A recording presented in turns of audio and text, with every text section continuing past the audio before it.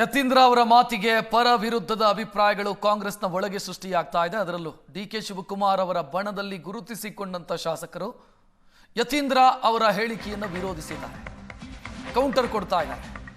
CM ಪುತ್ರ ಯತೀಂದ್ರ ಹೇಳಿಕೆಗೆ DKShi ಬಣದಿಂದ counter ಶುರುವಾಗಿದೆ. ಎಂಎಲ್ಸಿ ಯತೀಂದ್ರ ಅವರ ಮಾತಿಗೆ ಡಿಕೆಶಿ ಬಣ ಕೆರಳಿ ಕೆಂಡವಾಗಿದೆ. ಜನರ ಸೇವೆ ಮಾಡೋದ್ರಲ್ಲಿ ದಾಖಲೆ ಸೃಷ್ಟಿ ಮಾಡಬೇಕು, ಈ ರೀತಿ ಗೊಂದಲಕಾರಿ ಹೇಳಿಕೆಗಳನ್ನು ಕೊಡೋದ್ರಿಂದ ಅಲ್ಲ ಅಂತ ಯತೀಂದ್ರ ವಿರುದ್ಧ ಕುಣಿಗಲ್ ಶಾಸಕ ಡಿಕೆ ಶಿವಕುಮಾರ್ ಅವರ ಹತ್ತಿರದ ಸಂಬಂಧಿ ರಂಗನಾಥ್ ಅವರು ಮಾತನಾಡಿದ್ದಾರೆ. ಎಲ್ಲಾ ನಿರ್ಧಾರ ಕಾಂಗ್ರೆಸ್ ಹೈಕಮಾಂಡ್ ತೆಗೆದುಕೊಳ್ಳುತ್ತೆ, ಕಾಂಗ್ರೆಸ್ ಹೈಕಮಾಂಡ್ ಸೂಕ್ಷ್ಮವಾಗಿ ನೋಡ್ತಾ ಇದೆ, ಪಕ್ಷದಲ್ಲಿ ಗೊಂದಲ ಮೂಡುವಂತ ಹೇಳಿಕೆಯನ್ನು ಕೊಡಬಾರದು ಅಂತ ಡಾಕ್ಟರ್ ರಂಗನಾಥ್ ಮಾತನಾಡಿದ್ದಾರೆ.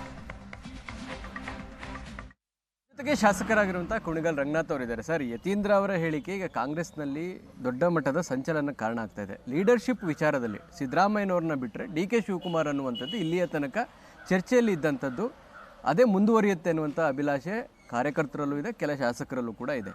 ಈಗ ಯತೀಂದ್ರ ಸಿದ್ದರಾಮಯ್ಯನವರು ಲೀಡರ್ಶಿಪ್ ವಿಚಾರದಲ್ಲಿ ಸತೀಶ್ ಜಾರಕಿಹೊಳಿ ಹೆಸರನ್ನು ಮುನ್ನೆಲೆಗೆ ತಂದಿರೋದ್ರ ಉದ್ದೇಶದ ಹಿಂದೆ ಡಿ ಕೆ ಶಿವಕುಮಾರ್ ಅವರಿಗೆ ಅಧಿಕಾರ ತಪ್ಪಿಸಬೇಕು ಅನ್ನುವಂಥ ಚರ್ಚೆ ಇದೆ. ತಮ್ಮ ಅಭಿಪ್ರಾಯ? ನಮ್ಮ ದೃಷ್ಟಿ, ನಮ್ಮ ಅಭಿಲಾಷೆ, ಕಾಂಗ್ರೆಸ್ ಪಕ್ಷ 2028ಕ್ಕೆ ಮತ್ತೊಮ್ಮೆ ಅಧಿಕಾರ ಬಂದು ಒಂದು ಜನರ ಸೇವೆ ಮಾಡೋಂಥ ಒಂದು ದಾಖಲೆಯನ್ನು ಸೃಷ್ಟಿ ಮಾಡಬೇಕು ಹೊರತು ಈ ಥರದ್ದೆಲ್ಲ ಹೇಳಿಕೆಗಳಿಂದ ಗೊಂದಲವನ್ನು ಸೃಷ್ಟಿ ಮಾಡಬಾರ್ದು ಅನ್ನೋ ಚಿಂತನೆಯಲ್ಲಿ ನಾವಿದ್ದೇವೆ.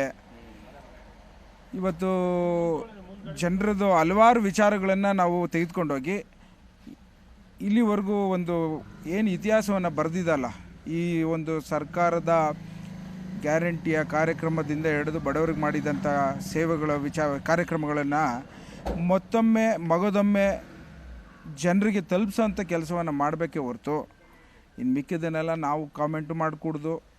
ಇದಕ್ಕೆಲ್ಲ ನಮ್ಮಲ್ಲಿ ಹೈಕಮಾಂಡ್ ಅನ್ನೋದು ಒಂದು ದೊಡ್ಡ ಒಂದು ಸ್ಥಾನದಲ್ಲಿರೋಂಥ ಹೈಕಮಾಂಡ್ ಅವ್ರು ತೆಗೆದುಕೊಂಡಂಥ ನಿರ್ಧಾರಗಳು. ನಾವೆಲ್ಲ ಚಿಕ್ಕವರಾಗ್ತೇವೆ ಮಾತಾಡಿ, ಇದನ್ನು ಯಾರು ಮಾತಾಡಬಾರ್ದು ಅಂತ ಪ್ರತಿ ಬಾರಿ ಹೇಳ್ತಾ ಇರ್ತೀವಿ. ಸೊ ಹಾಗಾಗಿ ಇದು ಬರ್ಕೂಡ್ದು ಅಂತ ನಾನು ಹೇಳಬಲ್ಲೆ. ನನಗೆ 2028ಕ್ಕೂ ಅಧಿಕಾರಕ್ಕೆ ಬರಬೇಕು ಅಂತ ತಾವು ಹೇಳ್ತಾ ಇದ್ದೀರಿ. ಡಿ ಕೆ ಶಿವಕುಮಾರ್ ಮುಖ್ಯಮಂತ್ರಿ ಆಗದೇ ಇದ್ರೆ 2028ಕ್ಕೆ ಅಧಿಕಾರಕ್ಕೆ ಬರೋಕ್ಕೆ ಸಾಧ್ಯ ಇದೆಯಾ? ಪಕ್ಷ ಅದನ್ನು ನಿರ್ಧಾರ ಮಾಡುತ್ತೆ. ಇವತ್ತು ಡಿ ಕೆ ಶಿವಕುಮಾರ್ ಸಾಹೇಬರು ಅಧ್ಯಕ್ಷರಾಗಿದ್ದಾರೆ, ಪಕ್ಷಕ್ಕೆ ಒಳ್ಳೆಯದಾಗಂಥ ನಿರ್ಧಾರಗಳನ್ನು ಅವ್ರು ತೆಗೆದುಕೊತಾ ಇದ್ದಾರೆ. ಮುಖ್ಯಮಂತ್ರಿ ಸ್ಥಾನ ಖಾಲಿ ಇಲ್ಲ. ಸಿದ್ದರಾಮಯ್ಯ ಸಾಹೇಬರು ಒಳ್ಳೆ ನಿರ್ವಹಣಾ ವ್ಯವಸ್ಥೆ ಮಾಡ್ತಾಯಿದ್ದಾರೆ. ಸರ್ಕಾರದ ಒಂದು ನಿರ್ವಹಣಾ ವ್ಯವಸ್ಥೆ ಭಾಳಷ್ಟು ಶ್ಲಾಘನೀಯವಾಗಿದೆ. ಶಾಸಕರೆಲ್ಲ ಸಂತೋಷದಲ್ಲಿದ್ದಾರೆ.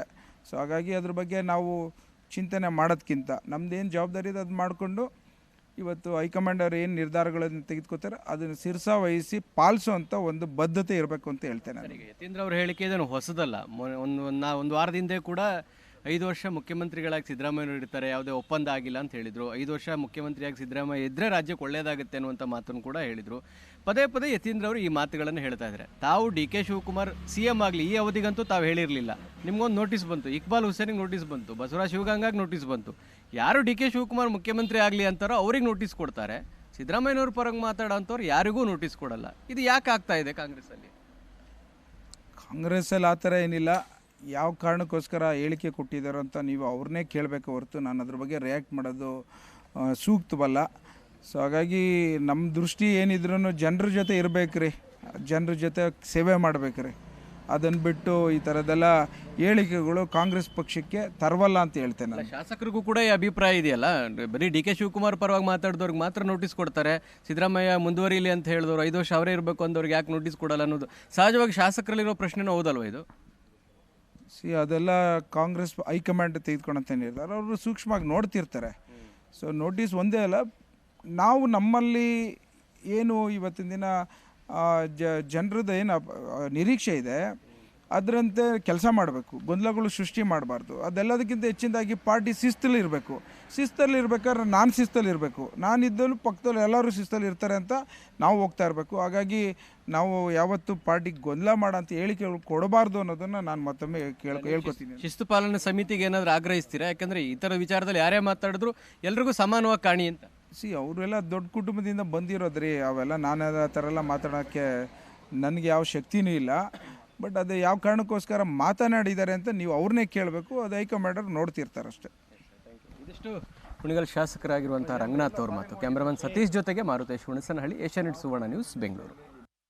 ಈ ಬಗ್ಗೆ ಹೆಚ್ಚಿನ ವಿವರಣೆಗೆ ನಮ್ಮ ಪ್ರತಿನಿಧಿ ಮಾರುತೇಶ್ ನೇರ ಸಂಪರ್ಕದಲ್ಲಿ. ಮಾರುತೇಶ್, ಕಾಂಗ್ರೆಸ್ನ ಉಭಯ ಬಣಗಳ ಹೇಳಿಕೆಗಳನ್ನು ಗಮನಿಸ್ತಾ ಇದ್ದೀವಿ.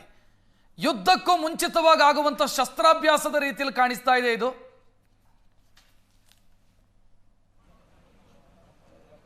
ಅಲ್ಲ, ಖಂಡಿತ ಹೌದು. ಯಾಕಂದ್ರೆ ಆ ಸಮಯ ಹತ್ತಿರ ಆಗ್ತಾ ಇರುವಂತಹ ಬೆನ್ನಲ್ಲೇ ಈ ರೀತಿಯಾದಂತಹ ಹೇಳಿಕೆಗಳು ಪದೇ ಪದೇ ಸಿದ್ದರಾಮಯ್ಯನವರ ಬಣದಲ್ಲಿ ಇರ್ತಕ್ಕಂಥ ನಾಯಕರಿಂದಲೂ ವ್ಯಕ್ತವಾಗ್ತಾ ಇದೆ. ಸ್ವತಃ ಮುಖ್ಯಮಂತ್ರಿಗಳ ಪುತ್ರ ಯತೀಂದ್ರ ಅವರಿಂದಲೂ ಕೂಡ ಈ ಅಭಿಪ್ರಾಯ ವ್ಯಕ್ತವಾಗ್ತಾ ಇದೆ.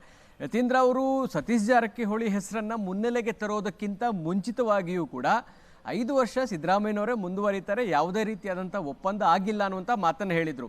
ಅದರ ಮುಂದುವರಿದ ಭಾಗವಾಗಿ 5 ವರ್ಷ ಸಿದ್ದರಾಮಯ್ಯನವರು ಇದ್ದರೆ ರಾಜ್ಯಕ್ಕೆ ಒಳ್ಳೆಯದಾಗುತ್ತೆ ಅನ್ನುವಂಥ ಮಾತನ್ನು ಕೂಡ ಯತೀಂದ್ರ ಅವರು ಹೇಳಿದರು.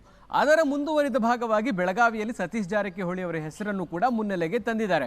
ಅಂದರೆ ಅಧಿಕಾರದ ಹಂಚಿಕೆಯ ಸಮಯ ಹತ್ತಿರ ಆಗ್ತಾ ಇರುವಂಥ ಈ ಸಂದರ್ಭದಲ್ಲಿ ಅಥವಾ ಆ ಥರದ ಬೆಳವಣಿಗೆಗಳಿಗೆ ಏನಾದರೂ ಹೈಕಮಾಂಡ್ ಮುನ್ನುಡಿಯನ್ನು ಬರೆದರೆ ನಮ್ಮ ಸ್ಟ್ಯಾಂಡ್ ಏನಿರುತ್ತೆ, ನಮ್ಮ ನಿಲುವು ಏನಿರುತ್ತೆ ಅನ್ನುವಂಥದ್ದನ್ನು ಸೂಚ್ಯವಾಗಿ ಹೇಳುವಂಥ ಪ್ರಯತ್ನವನ್ನು ಪದೇ ಪದೇ ಯತೀಂದ್ರ ಸಿದ್ದರಾಮಯ್ಯನವರು ಮಾಡ್ತಾನೆ ಇದ್ದಾರೆ.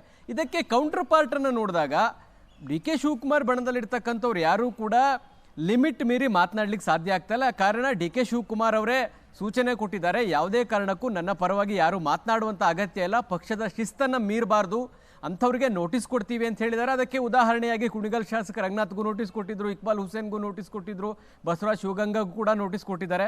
ಹೀಗಾಗಿ ಡಿ ಕೆ ಶಿವಕುಮಾರ್ ಬಣದಲ್ಲಿರ್ತಕ್ಕಂಥವ್ರು ಯಾರೂ ಕೂಡ ಲಿಮಿಟ್ ಮೀರಿ ಮಾತನಾಡಲಿಕ್ಕೆ ಸಾಧ್ಯ ಆಗ್ತಾ ಇಲ್ಲ. ಹೀಗಾಗಿ ಡಿ ಕೆ ಶಿವಕುಮಾರ್ ಕೂಡ ತಮ್ಮ ಬೆಂಬಲಿಗರಿಗೆ ಸೂಚನೆಯನ್ನು ಕೊಟ್ಟಿದ್ದಾರೆ, ಯಾವುದೇ ಕಾರಣಕ್ಕೂ ನೀವು ನನ್ನ ಪರವಾಗಿ ಮಾತನಾಡುವಂಥ ಅಗತ್ಯ ಇಲ್ಲ, ಯಾರು ಏನೇ ಹೇಳಿಕೆಗಳನ್ನು ಕೊಟ್ಟರು ಅದಕ್ಕೆ ತಲೆ ಕೆಡಿಸ್ಕೊಳ್ಬೇಡಿ, ನವೆಂಬರ್ 11ನೇ ತಾರೀಕಿನ ತನಕ ಮೌನವಾಗಿರಿ, ಸುಮ್ಮನೆ ಇರಿ ಎನ್ನುವಂಥ ಸಲಹೆಯನ್ನು ಕೊಟ್ಟಿದ್ದಾರೆ. ಹೀಗಾಗಿ ಒಂದು ರೀತಿ ಒಂದು ಯುದ್ಧಕ್ಕೆ ಮುನ್ನುಡಿಯ ರೀತಿ ಮತ್ತು ಯುದ್ಧಕ್ಕೆ ಶಸ್ತ್ರಾಭ್ಯಾಸ ಅನ್ನುವ ರೀತಿ ಈ ಹೇಳಿಕೆಗಳು ಮತ್ತು ಅದಕ್ಕೆ ನಯವಾಗಿ ತಿರುಗೇಟು ಕೊಡುವಂಥ ಹೇಳಿಕೆಗಳು ಡಿ ಕೆ ಶಿವಕುಮಾರ್ ಬಣದಲ್ಲಿ ಬರ್ತಾ ಇದೆ. ಅವರ ದೊಡ್ಡ ಮನಸ್ಸಿನಿಂದ ಬಂದವರು ಅಂತೇಳಿ ಬಸವರಾಜ್ ಶಿವಗಂಗಾ ಹೇಳಿದರು. ಇವತ್ತು ಕುಣಿಗಲ್ ಶಾಸಕ ರಂಗನಾಥ್ ಕೂಡ ಅದನ್ನೇ ಹೇಳಿದ್ದಾರೆ, ನಾವು ಅವರಿಗೆ ಬುದ್ಧಿ ಹೇಳುವಂಥವ್ರು ಅಷ್ಟು ಶಕ್ತಿ ನಮಗಿಲ್ಲ, ಅವರ ದೊಡ್ಡ ಮನೆತನದಲ್ಲಿ ಬೆಳೆದಿರ್ತಕ್ಕಂಥವ್ರು, ಹಾಗಾಗಿ ಅದು ಅವರಿಗೆ ಅರ್ಥ ಆಗಲಿ ಅನ್ನುವ ರೀತಿಯಲ್ಲಿ ಬಹಳ ನಯವಾಗಿ ತಿರುಗೇಟು ಕೊಡುವಂಥ ಕೆಲಸವನ್ನು ಡಿ ಕೆ ಶಿವಕುಮಾರ್ ಬಣದಲ್ಲಿ ಇರ್ತಕ್ಕಂಥವ್ರು ಮಾಡ್ತಾ ಇದ್ದಾರೆ. ಹೀಗಾಗಿ ಒಂದು ದೊಡ್ಡ ಯುದ್ಧಕ್ಕೆ ಈಗಿನಿಂದಲೇ ಶಸ್ತ್ರಾಭ್ಯಾಸ ಎರಡೂ ಬಣದವರು ಮಾಡ್ತಾ ಇದ್ದಾರೆ ಅನ್ನೋಂತೂ ಬಹಳ ಸ್ಪಷ್ಟ. ಆದರೆ ಡಿ ಕೆ ಶಿವಕುಮಾರ್ ಮಾತ್ರ ಈ ಥರದ ಯಾವುದೇ ಹೇಳಿಕೆಗಳಿಗೆ ಎಲ್ಲೂ ಕೌಂಟರ್ ಆಗಿ ಅವರು ಮಾತನಾಡ್ತಾ ಇಲ್ಲ. ಯಾರು ತೀರ್ಮಾನ ಮಾಡಬೇಕು ಅನ್ನುವಂಥದ್ದು ಹೈಕಮಾಂಡ್ಗೆ ಗೊತ್ತಿದೆ ಅನ್ನುವಂಥದ್ದಷ್ಟೇ ಡಿ ಕೆ ಶಿವಕುಮಾರ್ ಅವರ ಉತ್ತರ. ಅದನ್ನು ಹೊರತುಪಡಿಸಿದರೆ ನೀವು ಯಾರ ಬಗ್ಗೆ ಕೇಳ್ತಿರೋ ನೀವು ಅವರಿಗೆ ಹೋಗಿ ವಿವರಣೆಗಳನ್ನು ಕೇಳಿ ಅನ್ನುವಂಥ ಮಾತನ್ನು ಡಿ ಕೆ ಶಿವಕುಮಾರ್ ಹೇಳಿದ್ದಾರೆ. ಬಿಟ್ರೆ